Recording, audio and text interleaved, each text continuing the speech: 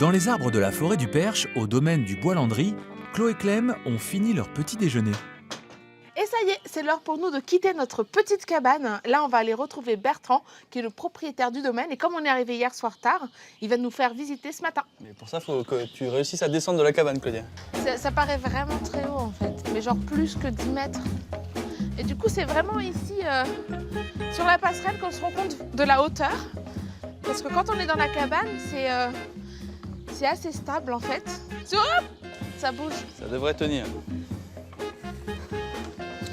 Oh, au final, c'était assez simple. Il fait beau. Bonjour. Bonjour. Ravi de vous saluer, de vous accueillir. Merci. La vie était bonne. Ah, Vous êtes super. abonné. Ouais, c'était très chouette. C'est Bertrand Montuire qui a eu cette idée de cabane pour ouvrir sa forêt aux gens des villes. C'est une forêt qui appartient à ma famille depuis 1937, ça fait presque un siècle. Et on essaye de vous accueillir pour vous expliquer ce que c'est que d'être sylviculteur, donc gestionnaire de forêt. Une activité qui ne consiste pas seulement à regarder tranquillement pousser les arbres. Par sa taille, on est sur la première forêt privée d'Eure-et-Loire, elle fait 1250 hectares. Ah ouais, quand même. C'est grand, on se dit ouais super, mais c'est là où ça devient compliqué parce que gérer une forêt, c'est pas, il n'y a pas une porte le matin, on ouvre le bureau, on rentre dans le bureau, on se connecte à la Wi-Fi et on fait le boulot. En fait, vous avez des cabanes, mais principalement, vous vous occupez des arbres. Exactement. Nous, on est venu à la cabane par la forêt, par la chasse, parce qu'on s'est rendu compte que tout ce que l'on faisait pour gérer les milieux naturels, essayer de préserver la biodiversité en particulier, ça fait du sens pour les citadins qui ne comprennent plus forcément ce que font les forestiers et les chasseurs. C'est vrai qu'aujourd'hui, couper un arbre, pour certaines personnes, ça paraît assez incroyable. Sauf que si on veut renouveler en particulier la forêt, si on laisse que des vieux arbres, ça ne renouvelle pas la forêt. Donc pour renouveler une forêt, il y a un moment, il faut couper un arbre. La belle forêt de Bertrand qu'il coupe avec parcimonie est traversée par le Loir, qui forme ici une série de petits étangs. C'est Que l'on beau. découvre, tu vois, juste là-bas.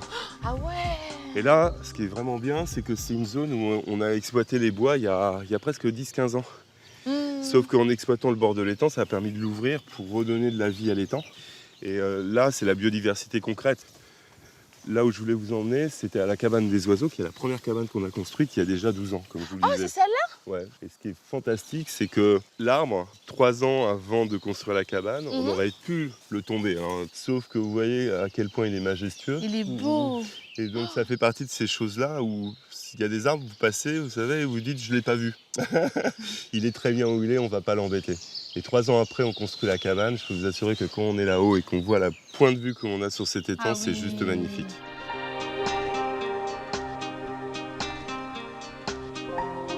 Je vais vous souhaiter bonne fin de séjour dans le Perche. Merci. Et vous revenez vraiment quand vous voulez. À très Merci vite, Claudia. beaucoup. Au revoir. Au Salut revoir. Clément, à très vite, au revoir. Pour leur prochaine étape dans le Perche, Chloé et Clem vont vivre une expérience moins aérienne.